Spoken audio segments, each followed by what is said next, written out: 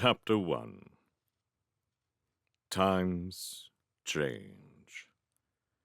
Once, long ago, I was second to none. I could whirl through the air on a wisp of cloud and churn up dust storms with my passing.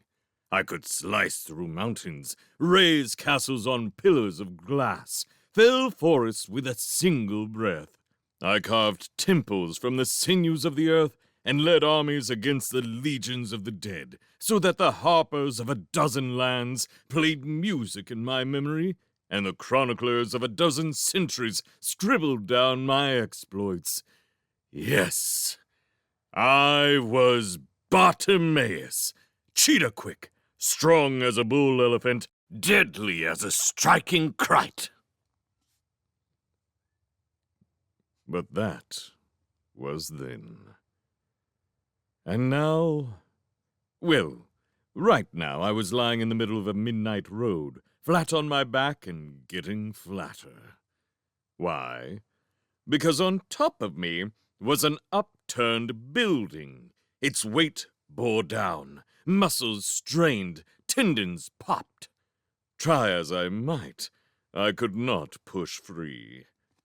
In principle, there's nothing shameful about struggling when a building falls upon you. I've had such problems before. It's part of the job description.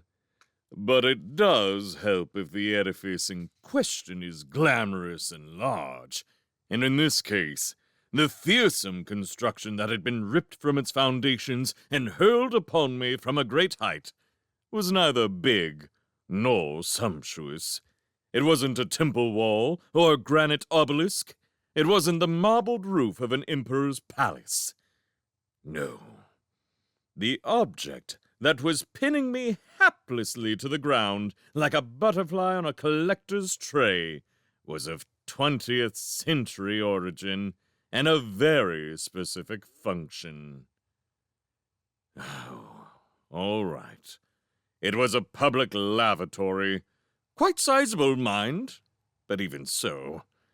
I was glad no harpers or chroniclers happened to be passing. In mitigation, I must report that the lavatory in question had concrete walls and a very thick iron roof, the cruel aura of which helped weaken my already feeble limbs. And there were doubtless various pipes and cisterns and desperately heavy taps inside, all adding to the total mass. But it was still a pretty poor show for a Jenny of my stature to be squashed by it. In fact, the abject humiliation bothered me more than the crushing weight. All around me, the water from the snapped and broken pipework trickled away mournfully into the gutters. Only my head projected free of one of the concrete walls. My body was entirely trapped. So much for the negatives. The good side was that I was unable to rejoin the battle that was taking place up and down the suburban street. It was a fairly low-key sort of battle, especially on the first plane. Nothing much could be seen. The house lights were all out. The electric street lamps had been tied in knots. The road was dark as an inkstone, a solid slab of black. A few stars shone coldly overhead. Once or twice, indistinct blue-green lights appeared and faded, like explosions far off underwater. Things hotted up on the second plane, where two rival flocks of birds could be seen wheeling and swooping at each other, buffeting savagely with wings, beaks, claws, and tails. Such loutish behavior would have been reprehensible among seagulls or other down-market fowl. The fact that these were eagles made it all the more shocking. On the higher planes, the bird guises were discarded altogether, and the true shapes of the fighting jinn came into focus. Seen from this perspective, the night sky was veritably awash with rushing forms, contorted shapes, and sinister activity. Fair play was entirely disregarded. I saw one spiked knee go crunching into an opponent's belly, sending him spinning away behind a chimney to recover. Disgraceful! If I'd been up there, I'd have had no truck with that. But I wasn't up there.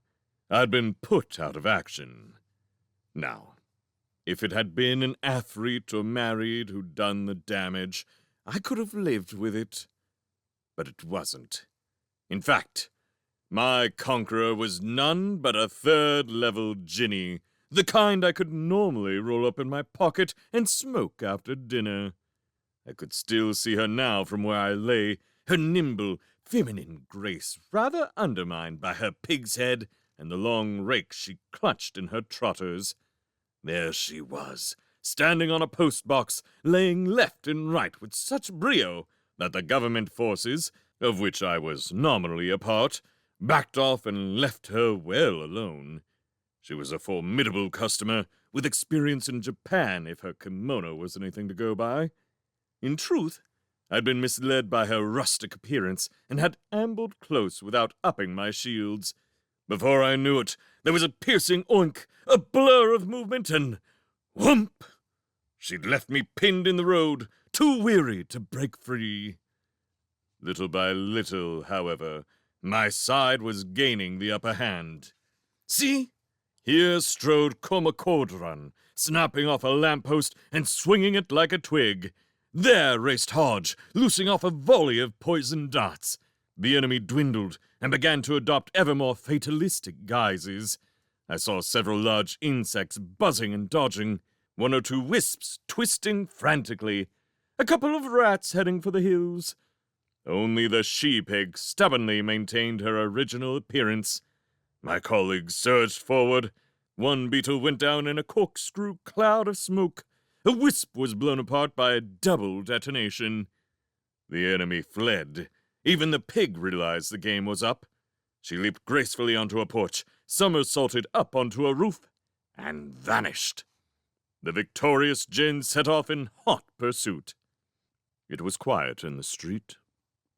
Water trickled past my ears. From top knot to toes, my essence was one long ache. I gave a heartfelt sigh. "Dear me," a voice chuckled. "A damsel in distress." I should have mentioned that in contrast to all the centaurs and ogres at my side, I had been wearing a human guise that night. It happened to be that of a girl, slender, long dark hair, feisty expression. Not based on anybody in particular, of course. The speaker appeared round the edge of the public convenience and paused to sharpen a nail against a snaggy bit of pipe. No delicate guise for him. As usual, he was decked out as a one-eyed giant with lumpy muscles and long blonde hair, braided in a complex and faintly girly way. He wore a shapeless blue-gray smock that would have been considered hideous in a medieval fishing village. "A poor sweet damsel, too frail to prize herself free." The Cyclops considered one of his nails carefully. Finding it a little long, he bit at it savagely with his small, sharp teeth and rounded it off against the pebble-dash wall of the lavatory. "Mind helping me up?" I inquired. The Cyclops looked up and down the empty road. "Better watch out, love," he said, leaning casually on the building so that its downward pressure increased. "There's dangerous characters abroad tonight, gin and foliates, and naughty imps who might do you a mischief." "Can it, Ascabol?" I snarled. "You know full well it's me." The Cyclops' single eye batted becomingly under its layer of mascara. "Bartimaeus," he said in wonder. "Can it possibly be? Surely the great Bartimaeus would not be so easily snared. You must be some imp or molar cheekily adopting his voice and... But no, I am wrong. It is you." He raised his eyebrow in an affectation of shock. "Incredible! To think the noble Bartimaeus has come to this. The master will be sorely disappointed." I've summoned my last reserves of dignity. All masters are temporary, I replied. All humiliations likewise. I bide my time. Of course, of course. Ascobar swung his ape-like arms and did a little pirouette. Well spoken, Bartimaeus. You do not let your decline depress you, no matter that your great days are over, that you are now as redundant as a will-o'-the-wisp. No matter that your task tomorrow is as likely to be damp dusting our master's bedroom as roaming free upon the air. You are an example to us all. I smiled, showing my white teeth. Ascobar, I said, it is not I who have declined, but my adversaries. I have fought with the Quarrel of Sparta, with Tlaloc of Toulon, with clever Tiku of the Kalahari. Our conflict split the earth, gouged rivers. I survived. Who is my enemy now? A knock-kneed cyclops in a skirt. When I get out from here, I don't see this new conflict lasting long. The cyclops started back, as if stung. Such cruel threats! You should be ashamed. We are on the same side, are we not? Doubtless you have good reasons for skulking out of the fight under this water closet. Being polite, I will not trouble you to inquire, though I may say that you lack your normal courtesy. 2 years' continual service has worn it all away, I said. I'm left irritable and jaded, with a perpetual itch in my essence that I cannot scratch. And that makes me dangerous, as you will shortly learn.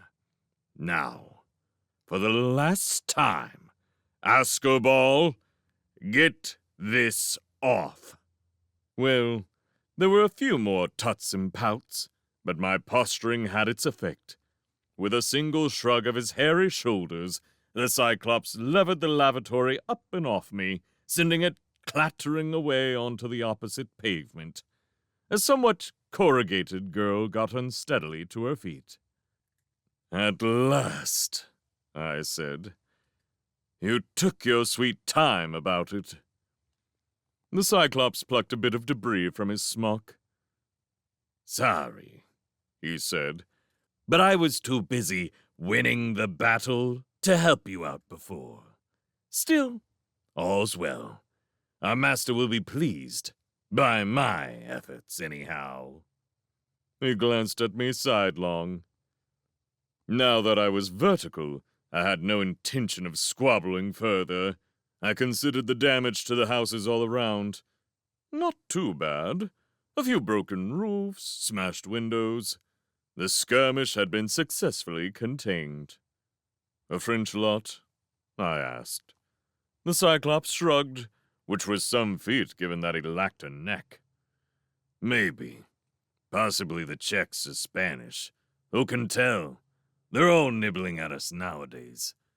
Well, time presses, and I must check on the pursuit. I leave you to nurse your aches and pains, Bartimaeus. Why not try peppermint tea or a chamomile foot bath, like other geriatrics? Adieu. The Cyclops hitched up his skirts and, with a ponderous spring, launched himself into the air. Wings appeared on his back. With great plowing strokes he drew away. He had all the grace of a filing cabinet, but at least he'd got the energy to fly. I hadn't.